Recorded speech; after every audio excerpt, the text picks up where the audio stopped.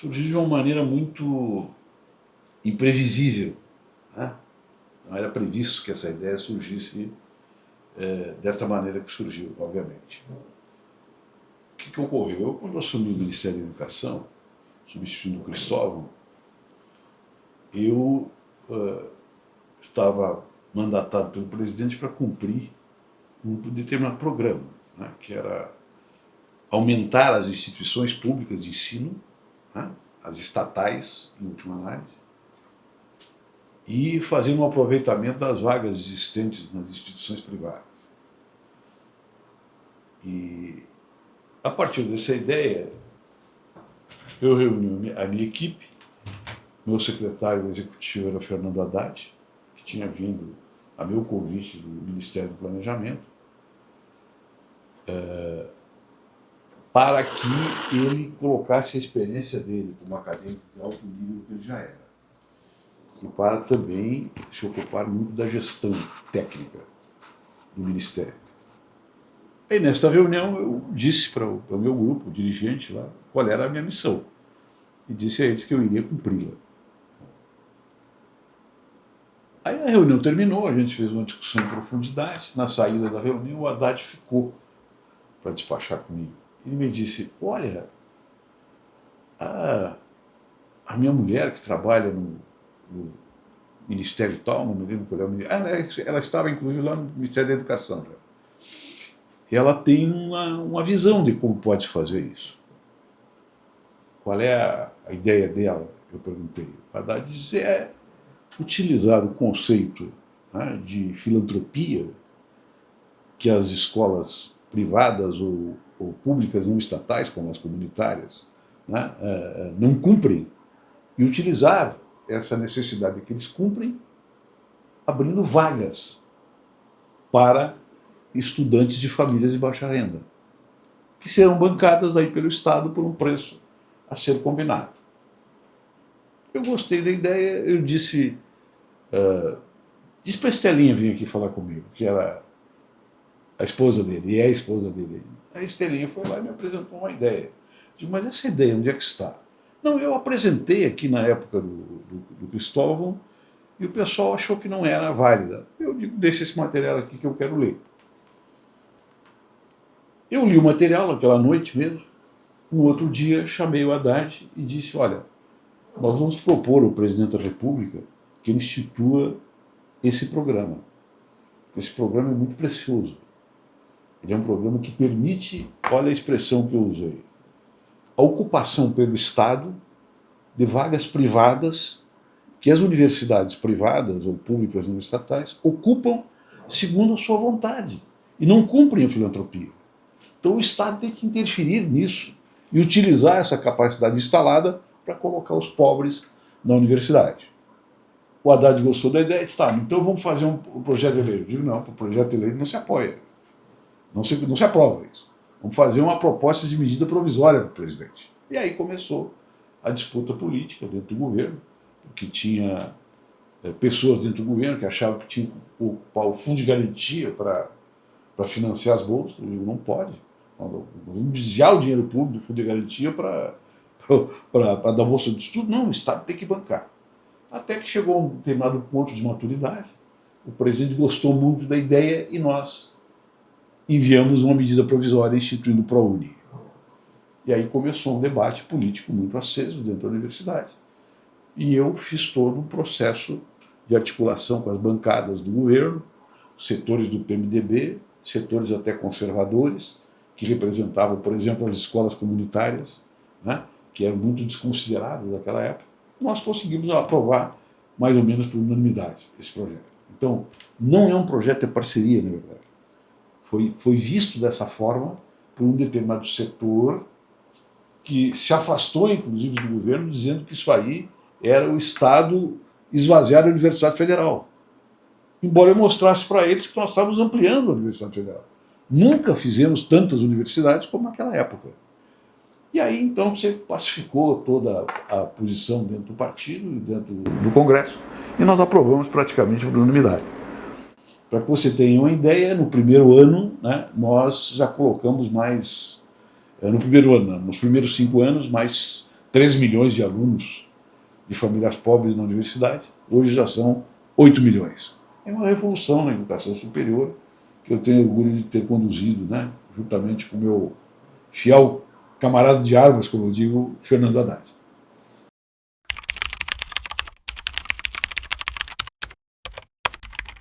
Foi uma conversa bastante difícil, né? O presidente ele tem uma visão da classe trabalhadora, que é uma visão que veio das experiências dele como dirigente da movimentação operária no ABC, que passava por cima de uma maneira muito rápida sobre determinados temas.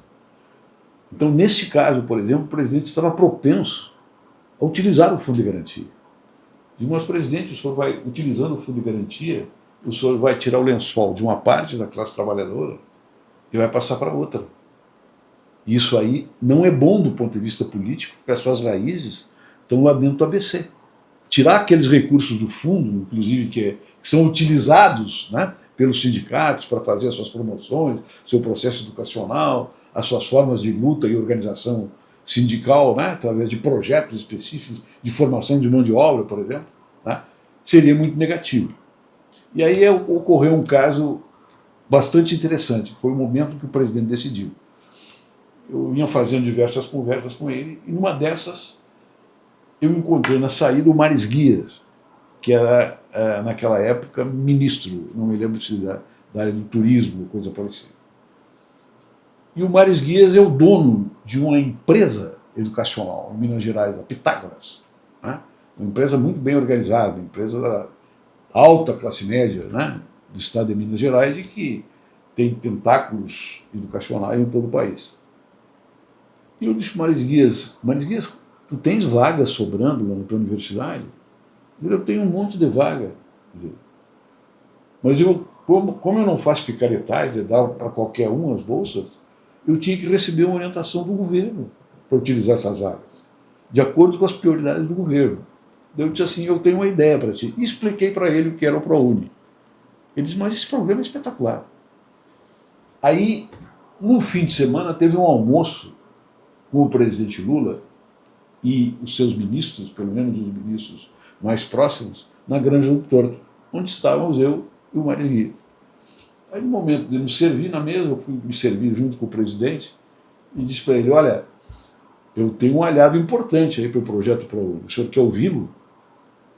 Quero dizer. Aí eu chamei o Maris Guias e eu disse, diz para o presidente aqui aquilo que tu disse para mim. Porque o presidente leva muito em consideração quem tem experiência também na iniciativa privada para projetos públicos. Aí o Maris Guias disse, presidente, esse vai ser um programa revolucionário. Eu sei como é que funciona o ensino das comunitárias, das filantrópicas, das privadas empresariais como a minha, que era a mesma opinião do Toninho Trevisan, também um empresário da área da educação.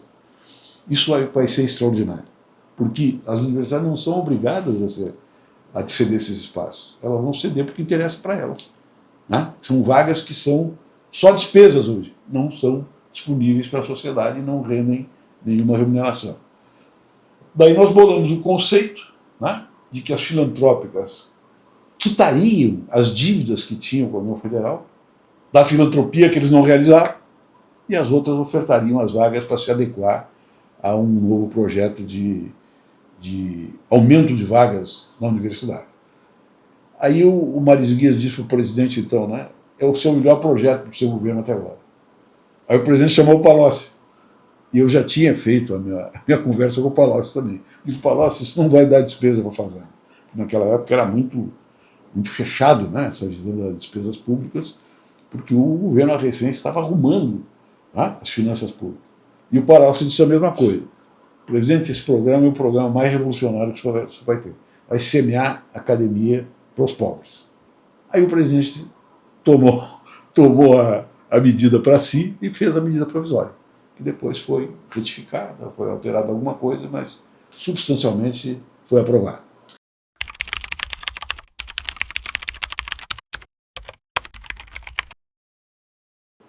As universidades não, como instituição. A resistência foi dos alunos de classe média alta das universidades, que alguns deles, né, meio racistas certamente, não gostariam de ter, como eles dizem, entre aspas, pessoas de cor dentro da universidade.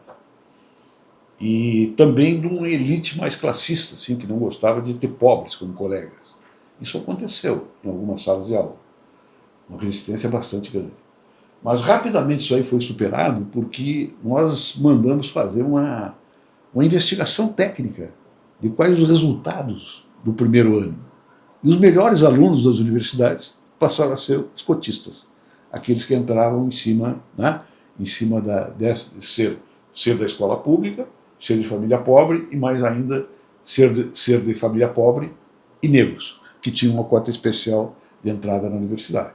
Então isso aí foi superado. E as universidades mais elitistas, né, elas, na verdade, tinham vagas sobrando e foram admitindo. E aí foi se naturalizando.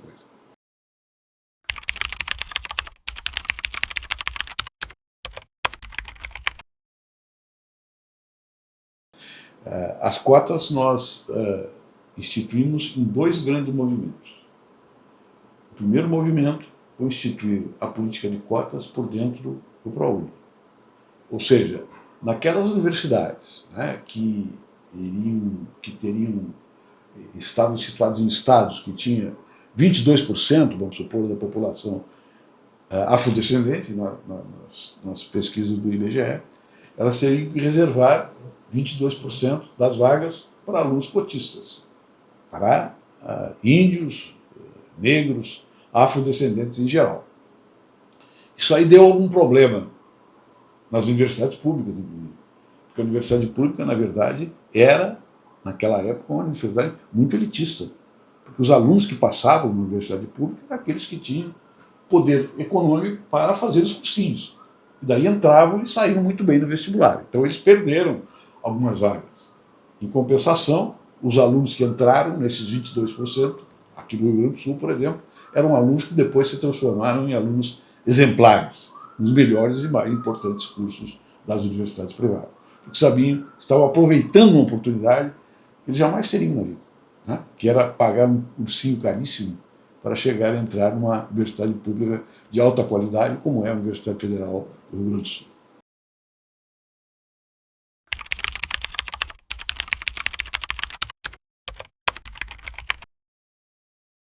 Foi uma invenção tipicamente local.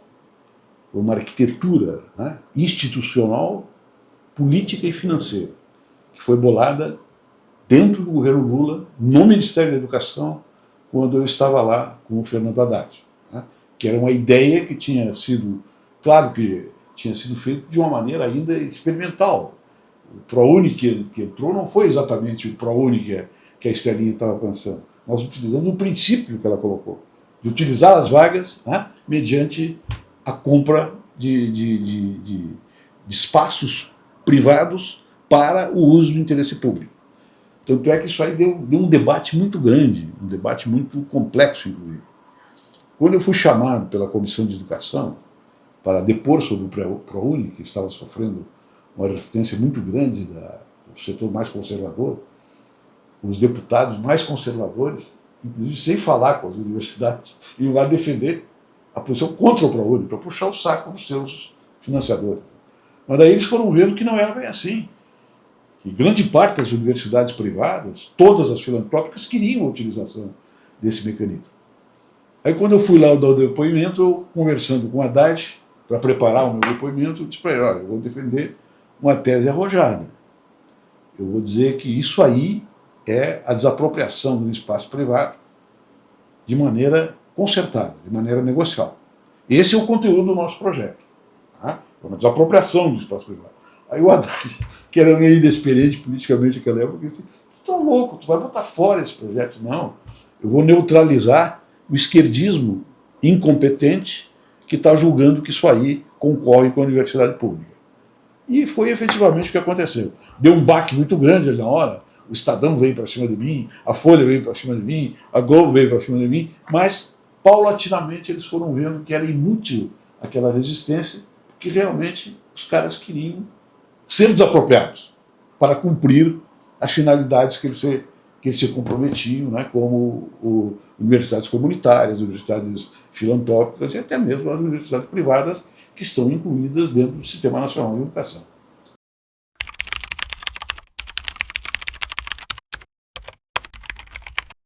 Fundamentalmente isso, mas foi mais além. Além de organizar a filantropia e o comunitarismo, que é, vamos dizer assim, o alvo principal do PRONASSE, do ProUni, é 90% do ProUni, nós também oferecemos uma oportunidade para que as universidades privadas, né, não estatais, completamente privadas, elas utilizassem aquelas vagas e aumentassem o seu prestígio com a comunidade na qual elas operavam o seu trabalho acadêmico.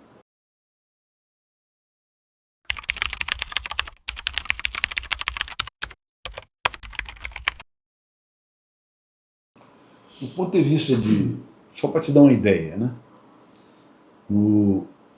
Nos primeiros 5 anos do ProUni, nós tivemos um aumento de alunos afrodescendentes ou negros, dependia de como se classificavam naquela época, de 22% para 44% nessas universidades comunitárias e nas universidades filantrópicas. Então, dobrou o número de negros na universidade, de afrodescendentes. Então, deu um impacto extraordinário. Tinha lugares, por exemplo, que o impacto não foi tão grande, porque já tinha uma grande presença negra. Por exemplo, em Salvador, 62% da população se declara como negra. Né? Naquela época, já tinha mais ou menos 50% dos alunos negros, porque a população era uma população afrodescendente, né? Muito brasileira, muito tipicamente brasileira. Então aumentou de 50 para 60, vamos dizer, a presença da comunidade negra para cumprir o protocolo do percentual do IBGE. Mas em estados como o Rio Grande do Sul, como o Paraná, Santa Catarina e alguns estados, vamos dizer assim, que não tem uma população negra muito organizada e muito presente socialmente, isso aí foi uma mudança extraordinária também.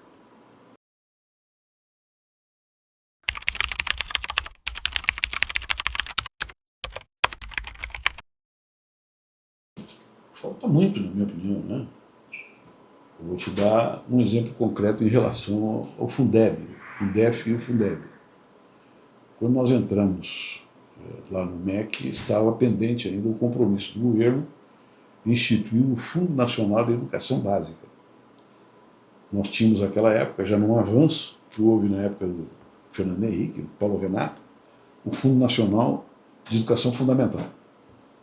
Essa transição do Fundo Nacional de Educação Fundamental para o Fundo Nacional de Educação Básica seria uma revolução. E foi uma revolução. Mas não foi muito bem recebido na época, porque daí ia ser privilegiado o Nordeste, onde a transição do ensino fundamental para a educação básica era uma transição alarmantemente pequena. Era 22% dos alunos do ensino fundamental que iam para o que na minha época estudantes chamavam de secundária, educação básica, antes da academia. Com a implementação do Fundeb, que também foi na nossa gestão, minha idade, nós quase triplicamos essa transição no Nordeste. Então teve uma modificação extremamente importante. Mas isso aí, vamos dizer assim, teoricamente prejudicou um pouco o deslocamento de recursos para os demais estados. Né? Teoricamente. Não reduziu porque houve crescimento econômico, houve aumentos orçamentários, houve outras compensações. Mas esses foram os dois grandes movimentos, estratégicos até hoje, que têm que ser aperfeiçoados. Né? Na minha opinião, a grande dívida, né, que nossos governos ainda têm para a educação é o contraturno e o horário integral, né? O funcionamento da escola integral, que não pode ser forçado e não é modelo igual para todas as regiões. Isso aí nós devemos ainda. Isso aí significa mais comida, mais atenção, mais pedagogia, mais preocupação do Estado com esse volume enorme de crianças hoje que estão sujeitos a ou ficarem sozinhos em casa, ou sendo cooptadas pelo crime em algum momento pela falta de atenção do Estado.